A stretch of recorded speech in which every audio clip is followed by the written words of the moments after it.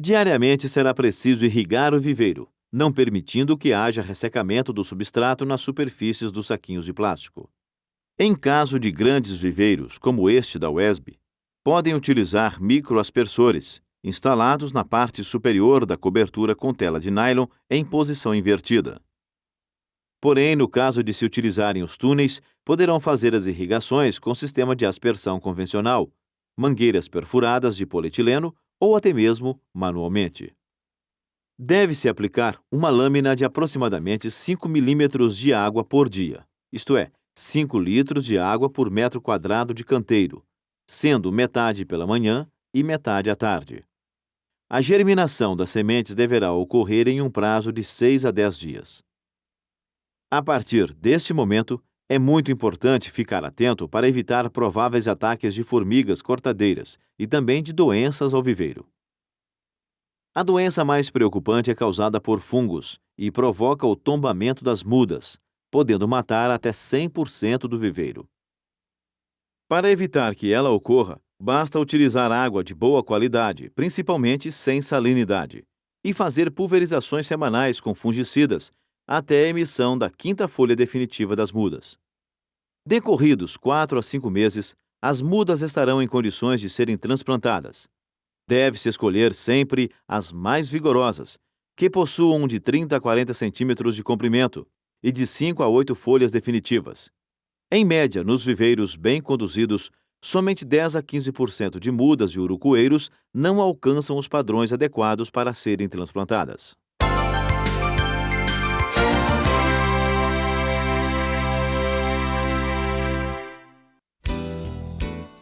Enquanto as mudas se desenvolvem no viveiro, deve-se dar início no preparo do terreno onde a cultura será implantada. E a primeira providência a ser tomada é a coleta de amostras para fazer análise de fertilidade do solo, para saber o quanto de calcário e de fertilizantes deverão ser aplicados. A coleta de amostras de solo poderá ser feita utilizando citrados ou pás, coletando-se em vários locais da área uma mão cheia de solo, até uma profundidade de 20 centímetros. Cada uma destas amostras, que são chamadas de amostras simples, vão sendo colocadas em um único recipiente. Depois de coletar em todos os pontos, o material deverá ser bem misturado, e dele deverá ser retirada uma quantidade de solo de aproximadamente 200 gramas, que passa a ser chamada de amostra composta. Esta deverá ser colocada em uma sacola de plástico que, ao ser lacrada, deverá ser encaminhada a um laboratório de solo para que sejam feitas as análises. Enquanto se espera os resultados da análise do solo, é muito importante verificar se na área onde o urucoeiro será plantado há ocorrências de formigas cortadeiras. Estas representam uma ameaça para a cultura, principalmente até completar um ano no campo, e deverão ser controladas antes mesmo do preparo do solo, conforme explica a professora Maria Aparecida Boareto. As formigas cortadeiras de folhas, especialmente as do gênero Atta, conhecidas vulgarmente como saúvas, causam problemas sérios à cultura de urucum, especialmente nos primeiros 6 meses de implantação.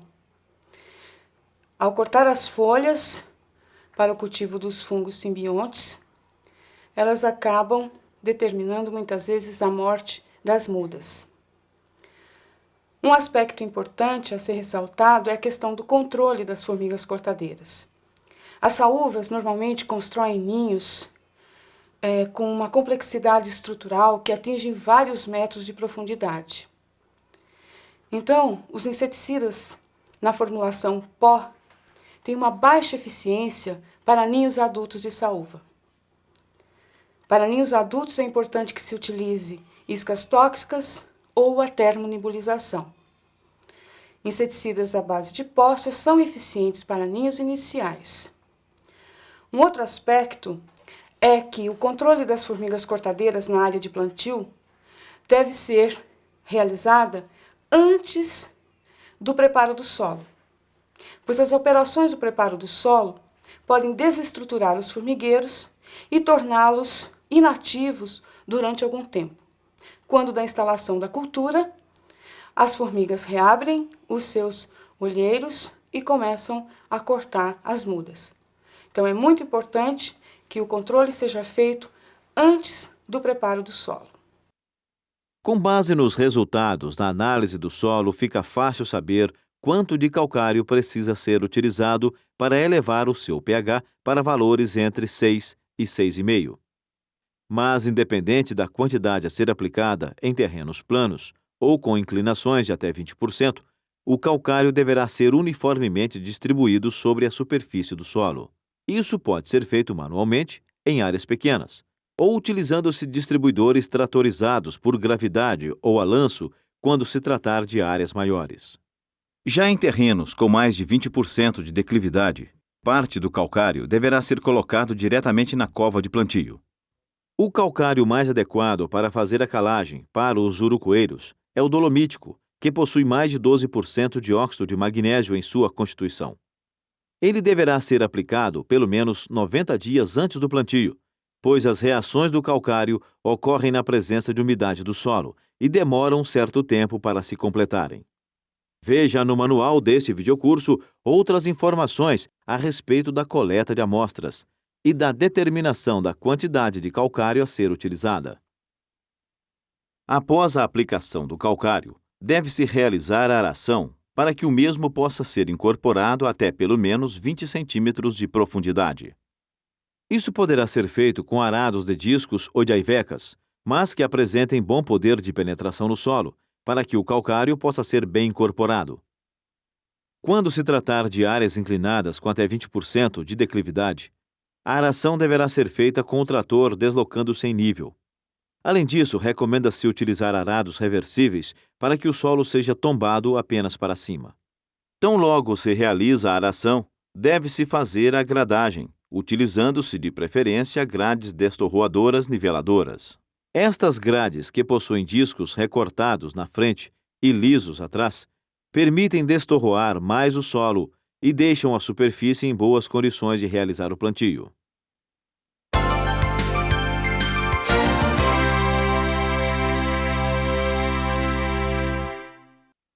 Para fazer o plantio do urucoeiro, é necessário realizar as seguintes etapas: a abertura das covas, a adubação de plantio ou de arranque e o plantio das mudas.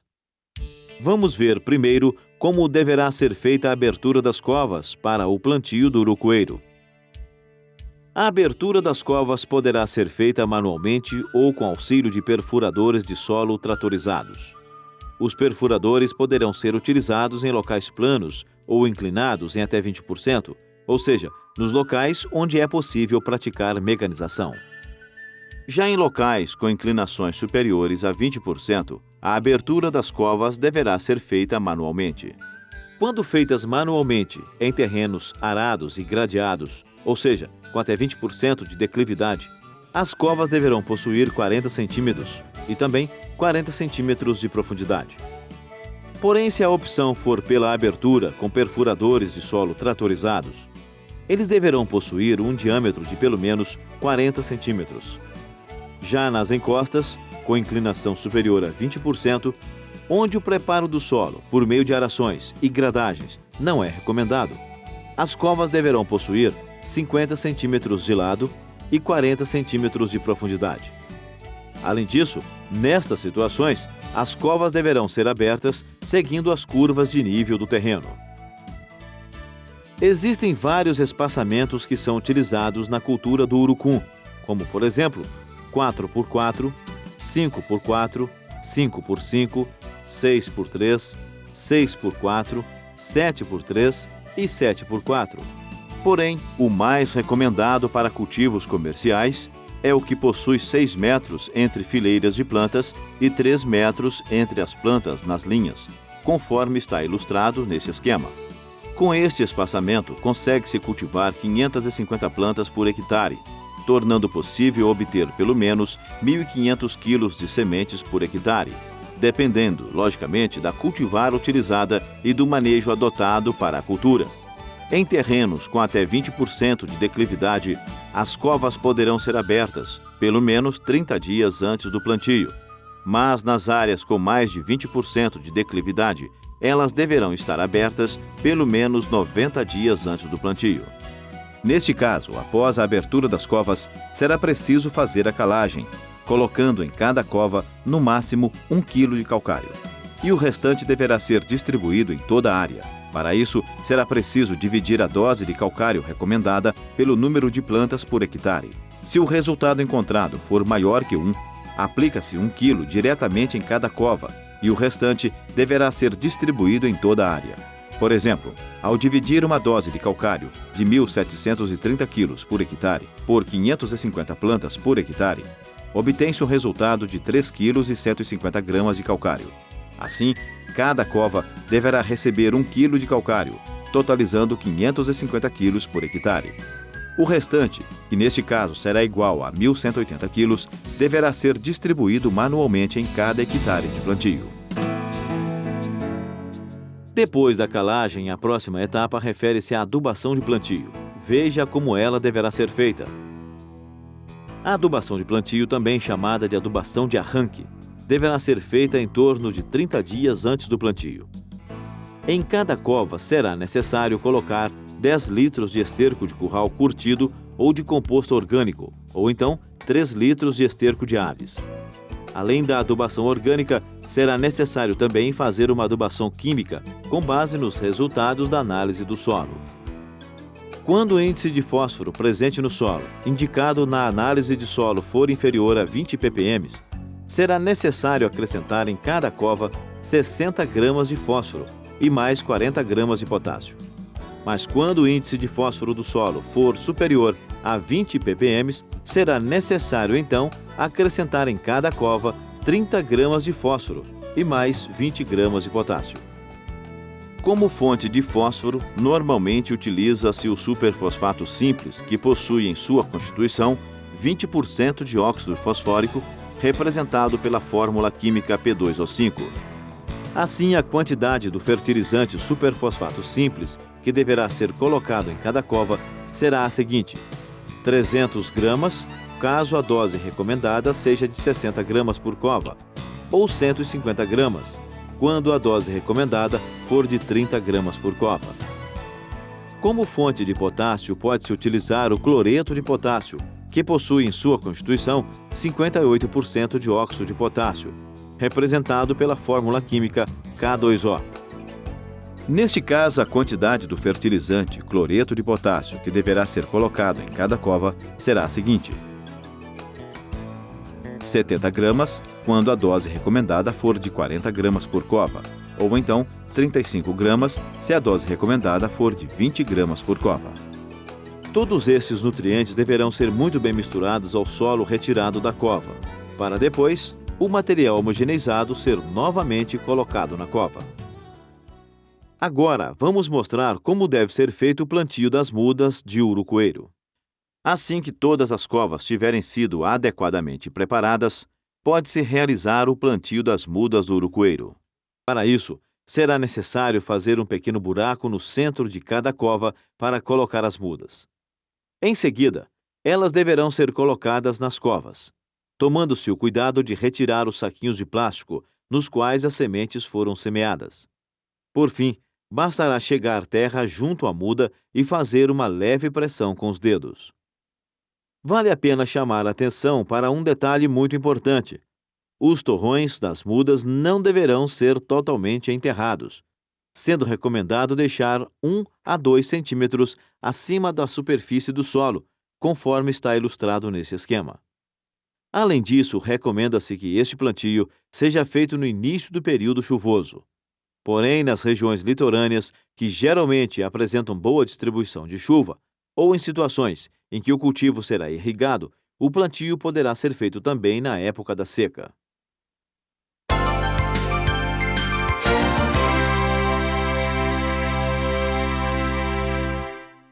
Mesmo sendo rústica, a cultura do urucum também precisa de tratos culturais, a partir do momento em que as mudas são instaladas no campo. É necessário fazer adubações de cobertura, controle do mato nas entrelinhas, podas, controle de pragas e doenças e, eventualmente, irrigações. Vamos então mostrar como tudo isso deverá ser feito, começando pelas adubações de cobertura. Estas adubações deverão ser iniciadas 2 meses após o plantio, quando deverão ser fornecidos para cada planta 20 gramas de nitrogênio e mais 20 a 40 gramas de potássio, de acordo com os resultados da análise do solo. Como fonte de potássio, deve-se utilizar o cloreto de potássio, que, como você já sabe, possui 58% de potássio e 42% de material inerte. Como fonte de nitrogênio, pode-se utilizar o nitrato de amônio, que possui 15% de nitrogênio, ou então a ureia, que possui 42% de nitrogênio. Assim, caso seja utilizado o nitrato de amônio, será preciso fornecer aproximadamente 133 gramas deste fertilizante por planta. Mas se a opção for pela ureia, será necessário fornecer para cada planta aproximadamente 48 gramas, para que cada planta receba 20 gramas de nitrogênio. Independente do fertilizante a ser utilizado, ele deverá ser distribuído ao redor da planta, a aproximadamente 20 centímetros do caule, conforme está ilustrado neste esquema. No caso da ureia, as aplicações deverão ser feitas com solo úmido. Se isso não for possível, será necessário cobrir a ureia distribuída com uma leve camada de terra para não haver perdas de nitrogênio na forma de gases. A partir do primeiro ano, as adubações de cobertura deverão ser realizadas parceladamente em 4 etapas durante o ano, da seguinte maneira. 2 delas deverão ser realizadas antes do florescimento da safra principal. Uma durante o crescimento dos frutos, também da safra principal. E a última logo após a poda, que geralmente é feita após a safra principal. Nesses casos, pode-se utilizar um fertilizante de fórmula composta, como o 11-30-17, da seguinte maneira. Deverão ser distribuídos 75 gramas por planta, por adubação, para culturas implantadas em condições de solo de alta fertilidade. 100 gramas por planta por adubação para culturas implantadas em condições de solo de média fertilidade e 125 gramas por planta por adubação para culturas implantadas em condições de solo de baixa fertilidade. Estas adubações deverão ser feitas manualmente, espalhando o fertilizante ao redor das plantas, até no máximo a projeção das copas, conforme está sendo demonstrado. Para obter maior eficiência das adubações, o solo deverá estar limpo e preferencialmente úmido. Agora vamos mostrar como deve ser feito o controle do mato na cultura do urucoeiro.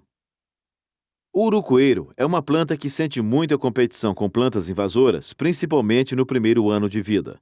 Por isso, o controle do mato deverá ser feito por meio de capinas manuais ou químicas nas fileiras da cultura, deixando as plantas no limpo. Já entre as fileiras de plantas, este controle poderá ser feito por meio de roçadas, manuais ou mecanizadas.